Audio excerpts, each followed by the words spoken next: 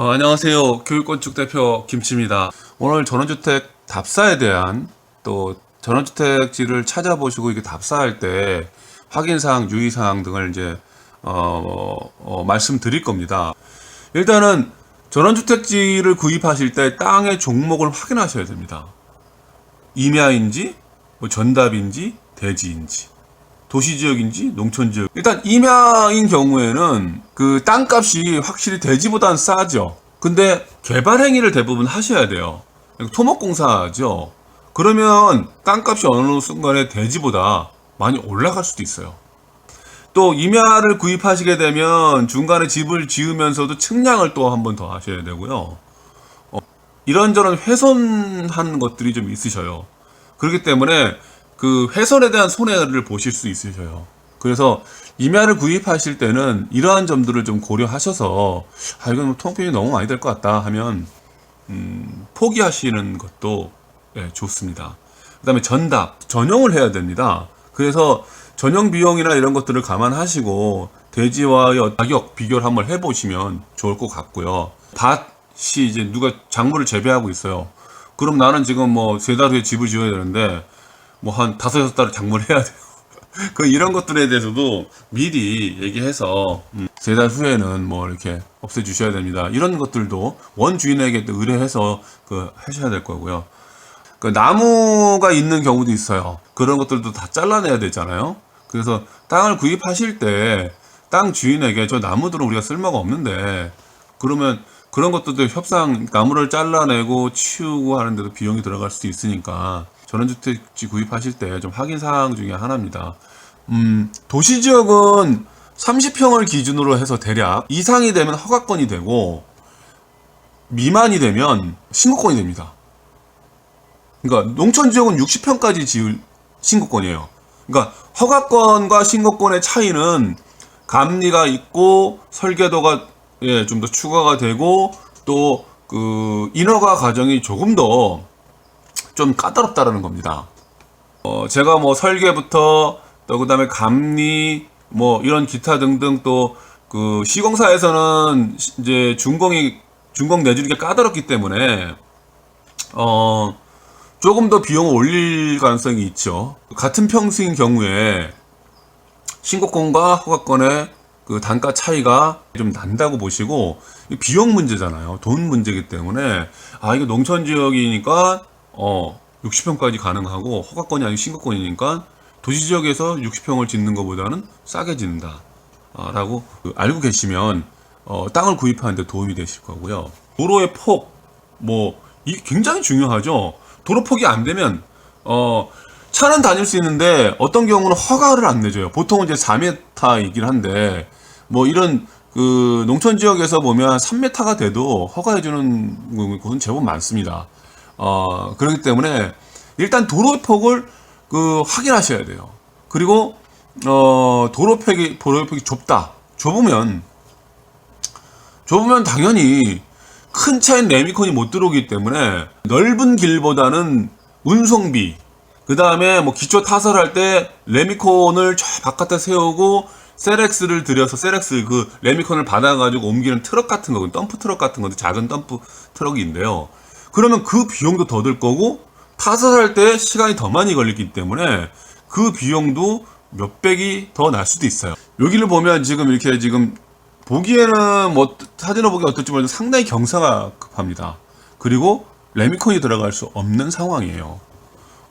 이렇게 되면 이제 아무래도 시공 비용이 좀 추가가 되겠죠. 그러면 공도인지 사도인지. 공도라 그러면 허가 받는 데는 문제가 없습니다. 문제는 사도예요. 공도라고 이게 생각을 했는데 사도입니다. 계약은 해놨고 이제 끝났어요. 그러면 이제 물를 수도 없잖아요. 이게 땅을 샀는데 어떻게 합니까? 제가 여기 대구에서라고 되는데 한번 그 예를 한번 들어볼게요. 오늘 여기는 이제 임야를 구했어요. 임야를 구하고 이제 측량을 이제 해봤더니 이게 도로하고 이만큼 떨어져 있어요. 이게 뭘 의미하는지 이걸 보시면 이 땅을 구입할 때 건축주께서는 그냥 기존의 자료, 뭐 위성 사진이라든지 뭐 지목이라든지 그 뭐야 그런 게 뭐 토지 이용 계약 이런 것들을 보시고 이거를 이제 이 땅을 구입하셨는데 막상 측량을 해보니까 도로하고 이만큼 떨어져 있어요. 그러니까 요 도로가 건축주님 소유가 아니라는 거죠.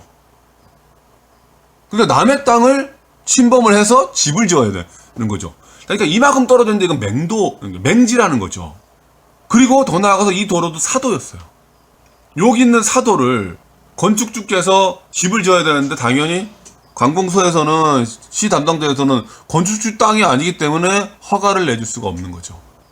그래서 어떤 일이 벌어졌냐면 이게 뭐 거의 이게 3,000평이 됩니다. 3,000평이라는 데는 임야를 사가지고 당신이 이제 계획을 탁 세우셨는데 이걸 놓쳤던 거죠. 그래서 여기 땅 주인에게 연락을 해서 내가 땅을 좀 구입할 텐데 좀 뭐 좀 팔아라. 근데 그 땅 주인도 다 그냥 상대방이 그냥 팔아라 하면 상대방을 뭐 이렇게 그 사정을 다 이해해서 파는 거 아니잖아요. 상당한 비용을 지불하셔서 땅을 또 구입을 하셨어요. 그리고 이거를 도로화 하셨어요. 이런 사례가 있기 때문에 이 사도인지 공도인지 정말 확인을 좀 해보셔야 됩니다. 포장 여부는 전원주택지를 구입하는데 부동산 업체하고 저기 뭐 포장이 안 돼 있고 길은 있는데 포장이 안 돼 있으면 이거에 대한 협상도 좀 하셔야 돼요. 땅을 구입하셨는데 도로가 여기까지 있고 길은 있는데 포장도로가 요 위엔 요 땅을 사셨어요. 구입을 하셨어요. 제가 이제 건축주님한테 말씀을 드렸죠. 이 포장에 대해서는 땅을 판 공인중개사든 뭐 아니면 다른 분들이 잔금을 치르기 전에 좀 합의를 하셔야 됩니다. 라고요.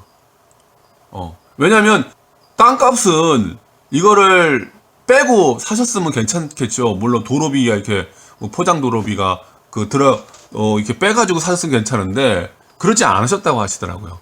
이게 지금 왜 중요하냐면 요것도 여러분들 좀 알고 계셔야 되는데 이 길을 이렇게 내야죠. 두 번째 단 여기 또 있죠. 또 집을 지을 수 있어요. 그러니까 이 집의 가치를 이게 다른 사람이 또 이 길이 안 내져 있으면 요거에 대해서 이제 또 뭐 플러스 마이너스 하거나 뭐 이거 협상이 들어가야 되니까 이때 이제 이걸 협상을 하십시오. 그러면 길을 내시면서 또 동시에 오수 같은 걸 빼야 되잖아요. 뭐 상수도가 올라가야 되고. 그러니까 이때 이 작업을 해 놓으시고 이 사람들 연결만 하면 되니까 이 사람들은 비용이 덜 들겠죠. 공인중개사도 이거를 팔 때 훨씬 더 비싸게 팔겠죠. 그래서 협상을 하셔가지고 이제 포장비를 제가 기억하기로는 각각 2분의 1씩 해서 한 걸 알고 있습니다. 집 터를 사는데 뭐 시상수도가 안 들어와요. 그럼 뭐 상수 뭐가 들어와요? 마을 상수가 들어오네? 그러면 이제 다행이죠. 그게 안 들어오면 지하수를 파셔야 됩니다. 지하수를 파야 할 때에 대한 유의사항이 있긴 한데 그냥 비용이 좀 천차만별이에요. 뭐 5, 600 이상은 무조건 들어가는 겁니다. 시상수도가 들어오면 수압도 좋고 괜찮습니다. 근데 마을 상수도가 들어오면 수압이 낮은 경우도 꽤 많고요. 마을 상수도가 있는데 그 땅을 구입하신 곳에서부터 뭐 100m 떨어져 있다, 50m 떨어져 있다 그러면 어떻게 해야죠? 그걸 끌고 오셔야 되기 때문에 비용도 꽤 많이 들어가고요. 마을 상수도를 쓰게 되는 게 마을에 불입금이 좀 있더라고요. 100만 원, 150만 원, 뭐 기타 등등 뭐 그 마을마다 뭐 다 다른데 150만 원 이상 되는 것은 저는 아직 못 봤어요. 마을 상수도의 장점은 또 있어요. 어떤 장점이 있냐면 수도세가 많이 안 들어가요. 시상수도도 들어와 있으면 시에다가 그 의뢰를 하시면 됩니다. 그럼 비용을 책정해 줘요. 이거를 대략 제가 봤을 때는 시상수도가 제일 그래도 쌉니다. 근데 가장 좋아요. 그 다음에 마을 상수도가 그 다음 비용이 좀 많이 들고 지하철 제일 많이 들어가는데 시오수 처리장이 있는가 없는가 아니면 국어가, 그러니까 정화조를 묻고 오수를 처리할 수 있는 장소, 국어가 있는가를 반드시 확인하셔야 됩니다. 이게 오수 처리는 어떻게 합니까? 국어가 있습니까? 이게 법적으로 국어로 오수 처리를 했을 때 문제가 없습니까? 뭐 1차적으로 뭐 땅을 소개한 사람한테 물어봐야 되겠죠. 그쪽에서 말을 제대로 못하거나 아니면 말을 제대로 하더라도 확인을 하셔야 됩니다. 누구한테? 이제 설계사무소나 뭐 담당 부서에서 알아보기도 하고. 그다음에 전기인데 당연히 인접한 곳에 전봇대가 있는가 확인하셔야 됩니다. 전봇대의 거리에 따라서 전봇대를 새로 또 심어야 되시고요. 전봇대를 심을 수 있으면 사실은 뭐 100m 있으면 전봇대 한 두 개, 뭐 3개 심어가지고 끌고 있으면 좋은데 중간중간에 남의 땅이라서 그 사람들한테 그 허가를 득해야 된다. 그러면 집 못 지는 거죠. 땅을 사놓고요. 이런 것들은 정말 무조건 확인하셔야 됩니다. 부지를 확인하는 것 되게 중요하죠. 부지가 이렇게 사각형으로 이렇게 딱 대략 그렇게 돼 있어야 집 짓기는 좀 편하죠. 이게 뭐 예를 들면 이렇게 꼬불꼬불꼬불 이렇게 돼 있다. 그러면 이거 나중에 거기에 석축이나 이런 걸 쌓기도 힘들고 옹벽이라든지 담이라든지 이런 것이 힘들어요. 그리고 집도 어떻게 배치해야 되지? 흙의 상태. 예를 들면 뭐 굉장히 진지 아니면 비가 와도 어느 정도 덜 진지 또 꺼짐은 없는지 뭐 이런 것들 있지 않습니까? 그런 상태를 좀 확인하셔야 되고요. 뭐 돌밭인지 돌이 아닌지 부지를 좀 넓게 사셔서 토목할 때는 돌밭이었을 경우에는 돈을 버시는 경우가 많아요. 예, 그 돌로 석축을 할 수도 있으니까 그런 경우도 있으니까 이제 말씀을 드리고 마음에 드시는 땅이 있으시면 비가 올 때 한번 오셔보는 것도 좋아요. 아, 내 이게 마음에 드는데 땅을 파는 상대자에게 한번 제가 조금 더 뭐 이렇게 이제 고민해보고 뭐 구입하든지 하겠습니다. 이렇게 하고 나중에 보시면 이제 비가 많이 왔을 때 한번 가보시는 게 물이 안 빠지고 있다 그러면 그 물 빠짐에 대한 고민을 같이 하셔야 되는 겁니다. 뭐 주변 땅과의 높낮이 뭐 이렇게 사는 뉴질랜드인데 제가 뉴질랜드 현장을 한번 가볼게요. 이게 지금 집이 들어오는 터 뒷자리가 높죠. 근데 이 땅을 일단 구입하셔가지고 저한테 연락을 하셨어요. 예. 그리고 이제 진행해 주십시오 해서 뒤에 있는 석축 그것도 지금 석축이 아니라 뭐 옛날 이게 이제 마을 분들이 이렇게 블럭 같은 거 이렇게 쌓아놨어요. 이걸 이제 새 집 짓는데 이걸 그대로 두실 수 없잖아요. 그러니까 이거 다 비용이거든요. 처음에는 건축주님도 저걸 어떻게 할까 고민을 하다가 결국에는 이제 내가 석축을 싸서 해야 되겠습니다 라고 하셨는데 이 경계선들이 꽤 모호한 부분들이 나중에 있었어요. 주변과 이게 낮으니까 집은 높여야 되고요. 그 뒤에 있는 석축과 주택가에 그러면 골이 생기겠죠. 그러면 나중에 물 빼는 우수관이라든지 뭐 유공관이라든지 이런 시설들을 만들어 놔야 되겠죠. 여기에 이제 뭐 이런저런 설명을 해 주시는 거예요. 여기가 왜 이렇게 옹벽이 이렇게 생겼고 여기 높낮이가 또 있습니다. 높낮이가 있죠. 그러면 이제 경청을 저희는 해야 되죠. 뭐 내력을 알아야 되니까. 여기는 낮고 땅은 또 이건 높고 상대적으로 그 뒤에는 또 높아요. 이랬을 때 집을 구상하기가 쉽지는 않아요. 그리고 또 여기가 보시면 그렇게 넓은 편이 아니에요. 집이 들어가기에. 이런 높이의 관계로 인해서 뒤에 높은 위쪽의 땅에 말뚝이 박혔어요. 네. 이 측량해 보니까 이런 경계에서 높낮이가 있는 곳에는 말뚝이 그 위쪽으로도 박힐 수도 있고 그 건축팀이 산 땅 안으로도 박힐 수도 있어요. 그래서 그런 걸 참고하셔서 전원주택지를 구입하시면 좋겠고요. 그러면 이 땅을 이제 구입하셨으니까 저는 이제 방법을 건축팀에 건의드리고 가장 적당한 방법을 찾아드리죠. 그게 제 일이니까요. 하지만 이 땅을 구입하시기 전에 이제 저에게 의뢰했다 그러면 미리 말씀드리고 석축 비용이 들 것입니다. 뒤에가 높고 밑에가 낮기 때문에 기초 부분을 좀 높이셔야 됩니다. 물 빠짐을 먼저 만들어 놓으시 이런 것들을 안내를 해드렸다면 더 이제 건축주님한테는 이 땅을 구입할지 말 것인가를 더 확실하게 결단을 내리셨겠죠. 구입하는 땅이 필지가 나누어져 있는 경우가 있어요. 그러니까 300평 땅이 뭐 100평, 200평 통으로 샀는데 나누어지는 경우인데, 나는 하필이면 이제 뭐 100평으로 되어 있는 땅에다가 집을 지어야 되는데 좀 좁다. 그러면 그런 것도 이제 그 필지를 또 나누셔가지고 이제 전용을 또 해야 되니까 이런 것들도 다 감안을 하셔야 될 것 같고요. 대진의 국어가 있는 경우, 이거 정말 간혹 있는 건데, 지금은 대지인데 땅인데 옛날엔 거기로 실개천이 이렇게 흐르는 경우가 있는 경우가 있어요. 근데 그 실개천에도 소유가 있어요. 옛날 경우에는요. 그러면 그 사람을 찾아가서 내가 집을 짓겠다고 하고, 그래도 집을 지어야 돼요. 소유권을 뭐 이렇게 포기하라는 얘기겠죠. 근데 그런 거 있으면 좀 정말 곤란하죠. 그래서 뭐 좀 이상한 점이라든지 뭐 이상한 선이라든지 있으면 그걸 물어보셔야 돼요. 확인하시면서. 뭐 전기선 같은 경우도 위에 집을 짓는 위에 같이 지나가고 있으면 그걸 없애야 되겠지. 여러 가지 사물들이 또 땅에 있을 수 있으니까, 예를 들면 컨테이너 뭐 이런 여러 뭐 폐기물 다 치워야 된다는 얘기를 하는 겁니다. 전봇대도 부지 안에 있는 경우도 있어요.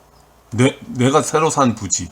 전에 주인은 그 전봇대를 통해서 다른 이웃으로 넘어가기 허락해줬지만, 내가 땅을 새로 살 때 전봇대가 있으면 집을 못 짓게 되기 때문에 이런 것들도 다 이동하셔야 돼요. 그런 것들을 이런 것들을 확인하셔야 된다는 말씀을 드리고요. 제가 지금 굉장히 중요한 사항들만 대부분 말씀드리고 있으니까 요걸 체크리스트를 만드셔서 꼭 이렇게 확인해 보시기 바라고요. 여기서 제가 하나 중요한 키포인트를 알려드릴게요. 근데 뭐 유성사진도 보고 토지 이용 계획서도 보고 뭐 땅 문서 이런 거 다 대봤는데 잘 모르겠어요. 그러면 설계사무로 찾아가는 것도 좋습니다. 그리고 뭐 건축가면 건축가, 뭐 이런 담당 부서가 있죠. 일단 건축가에 가면 이런 걸 물어보면 어디 찾아가십시오, 아니면 자기가 직접 답을 해주거나 할 겁니다. 이 두 가지 방법이 최고 좋습니다. 왜냐하면 이걸 허가 내주는 사람은 제일 잘하니까요. 여기에 대한 땅에 대한 모든 정보를 가지고 있는 사람들이니까, 그리고 허가권을 가지고 있는 사람들이기 때문에 담당자에게 가보시고, 또 여기에 최고의 전문가인 설계사무소에 가보시는 것이 가장 좋습니다. 자, 이건 굉장한 팁이니까 꼭 기억해 주시고요. 연락을 주시면 제가 이런 부분들을 제가 그러니까 땅을 구입하시기 전에도 대략적으로는 말씀을 드려요. 뭐 그것도 이제 제가 알 수 있는 범위에서 말씀드리긴 하지만, 확실히 건축주님들보다는 제가 더 많은 정보를 이렇게 수집할 수 있고 확인할 수 있기 때문에 저한테 의뢰해 주시면 이렇게 말씀드리도록 하고요. 전원주택을 샀는데 당장 집을 지을 수 있는 게 아니고요. 여러 가지 다시 비용이 추가되는 부분들이 많다라는 것을 다시 한번 말씀드립니다. 답사할 때 꼭 확인하셔야 되고, 예측할 수 없었던 것들도 있는데 주의 깊게 살펴보셔서 전원주택지를 구입하실 때 꼭 주의를 좀 지금 요 체크리스트 참고하셔서 진행해 주셨으면 좋겠습니다. 다음에 뵙겠습니다. 감사합니다.